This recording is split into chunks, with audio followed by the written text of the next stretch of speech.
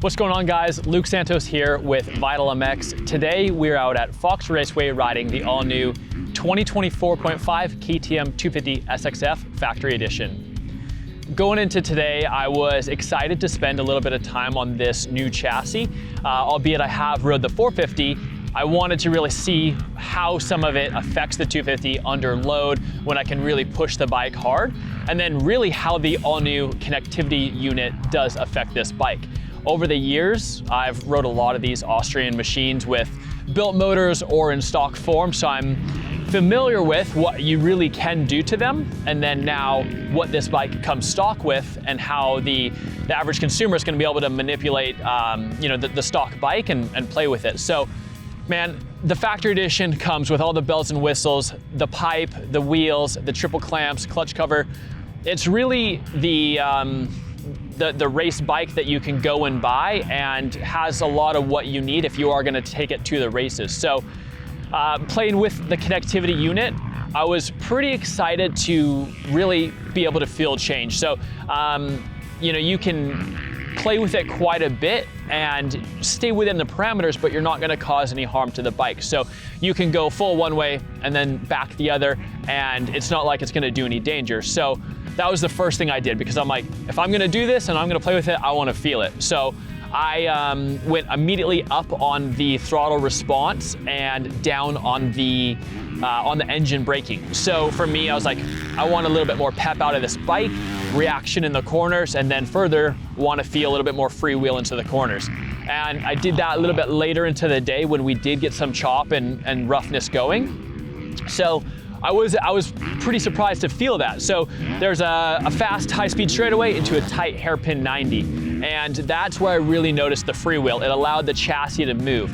So with the new changes to the chassis, I feel like doing that and allowing this freewheel motion to work together, it freed up the bike a lot, gave you a lot more comfort, and it wears you out less. Now, the throttle response was something that I do like, but you can, it might get a little too carried away, because I want to play with some gearing on this bike to get it to be able to carry second a little bit better in some of the tighter corners when you don't have your RPM up high enough. So it did help with that, but I'm also noticed that it does get a little bit more reactive. So I think when I backed it down a little bit, that's where I found that perfect mesh, and that was something that I'd want to go and do a moto on and have some fun with. It is known that this bike does have a little bit of a harsher feel in years past. So I'm always intrigued to see what the change is going to be like. How much do you feel it? And if you were to just go into it blind and ride the bike, would you notice? That's what I kind of tried to have myself do today, is just hop on it and go and ride.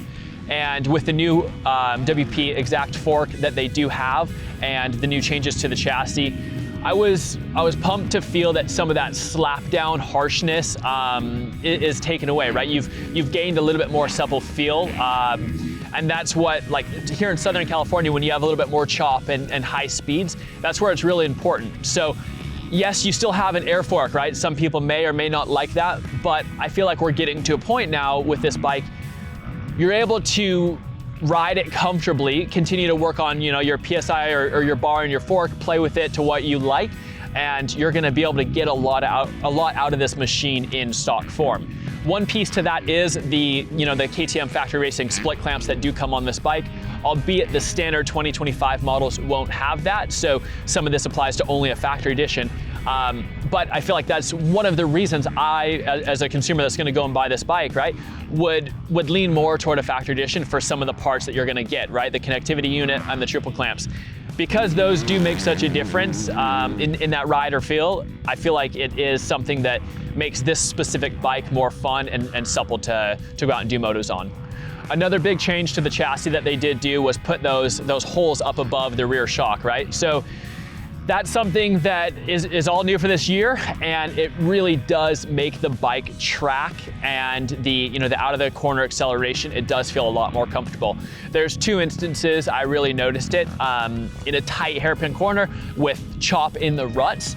It makes it feel a lot more planted, and you're able to drive forward, and you're not getting that bounce that you feel through your back.